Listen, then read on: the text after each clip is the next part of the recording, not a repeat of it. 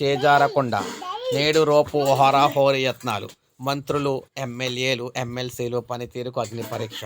విజయాలే గుర్తింపునకు ప్రామాణికమని party హెచ్చరిక.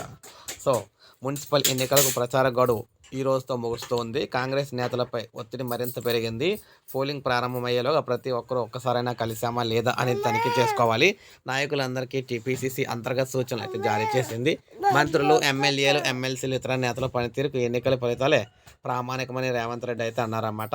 ఓడితే ఏమీ అడగలేం, మేం బాధ్యులుగా ఉన్న చోట పార్టీ అభ్యర్థులు ఓడిపోతే నామోషిగా ఉంటుంది. సీఎంను కలిసి అభివృద్ధి పనుల కోసం విజ్ఞప్తి చేయాలన్నా ఇబ్బందిగా ఉంటుంది. అందుకే మా వాళ్ళని ఎలాగైనా గెలిపించుకోవాలని గట్టిగా ప్రయత్నిస్తున్నామని పలువురు ఎమ్మెల్యేలు చెప్పారు.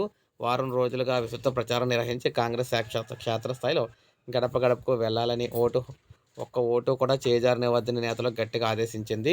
ప్రభుత్వం అమలు చేస్తున్న సంక్షేమ అభివృద్ధి పథకాలపై ప్రచారంతో పాటు క్షేత్రస్థాయిలో పార్టీని బలోపేతం చేయడానికి కూడా ఈ ఎన్నికల నేతలు వినియోగించుకోవాలని చూస్తున్నారు. ప్రతి ఓటరు వివరాలను సేకరించి వారికి ప్రభుత్వ సంక్షేమ పథకాలు ఏ మేరకు అందాయనే వివరాలను కూడా సేకరించి ఓటేయాలని అడుగుతున్నారు.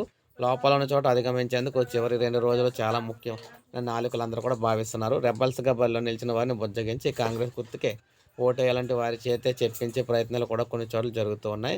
సాధారణంగా ఎన్నికల ముందే మున్సిపల్ చైర్మన్, మేయర్ అభ్యర్థులను ప్రకటించేందుకు అవకాశం ఉన్నా కాంగ్రెస్ ప్రకటించలేదు. ముందే ప్రకటిస్తే అసంతృప్తులు పెరగడం వంటి ఇబ్బందులు వస్తాయని ఫలితాల తర్వాత వెల్లడించాలని కాంగ్రెస్ నిర్ణయం తీసుకుంది.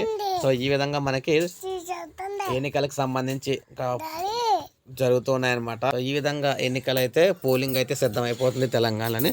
సో ఇది మనకు అప్డేట్. ఒక లైక్ చేయండి, సబ్స్క్రైబ్ చేసుకోవద్దు, మన ఛానల్ సబ్స్క్రైబ్ చేసుకొని ఫాలో